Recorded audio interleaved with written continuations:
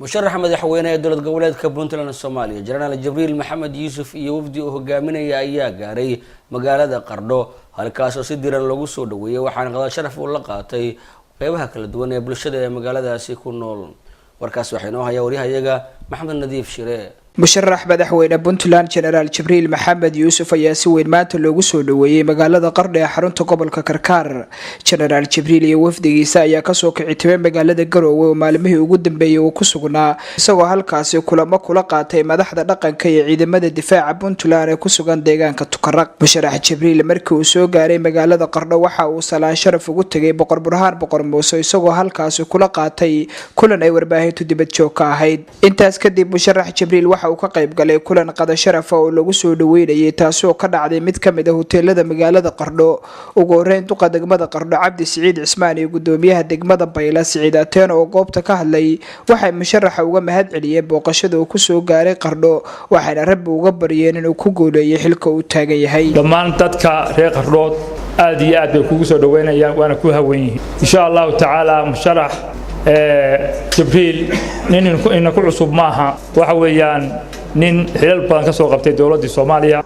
anigu ka siciidanteen iyo shacbiyadana adduunka ku leeyahay dhamaantay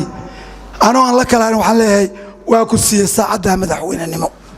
siyaasiyiin aqoon-yahano dhalinyaro iyo marti sharaf kala duwan oo goobta ka hadlay waxay ku dheeraadeen taariikhda General Jibriil Maxamed Yuusuf waxayna tilmaameen inuu yahay maanta nin u qalma inuu hogaamiyo Puntland 5 sano ee soo socota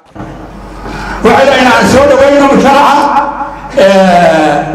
sida loo siiyayna aynu madaxweyne u noqdo aniga iyo Jibriil si fiican baanu isu naqaan waxaanu ka wada tirsanayn saraakiisha xoogga dalka Soomaaliyeed waliba waxaanu wada joognay kulliyadda ciidamada jaalisiyaad sanadihii 1978 waa sarkaal aan aad iyo aad u aqaan waa aqoon-yahan kulliyadda ciidamadana ka soo baxay oo dalkii midowga Sovieti anigu ka siciidanteen iyo shacbiyadana adduunka ku leeyahay dhamaantay aan la kala waxaan leeyahay waa ku siiyay saacada madaxweynenimo waana ku taageersanay waxaan kuugu ducaynayaa anigu hadda xajkiina hadda u socdo ilaahay idankiisa ilaahna waa kaaga baryaya caafar waa saasago ilaah aan kuu baryaya dalkaana wuxuu u baahnaa in ciidan u baahnaa dalka waa maqalay kelmadihiisii muhiimka ah ka jeedinayay aad baanu u fahamay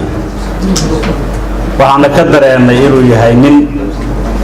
dalka haba ka maqnaade nin warka haya duruufaha iyo baahiyaha ka jira warka haya mudan musharax warkaaga waa maqalay waana ku dhageysanay sharaf bayna noo tahay inaanu ka soo qayb galno oo ku dhageysano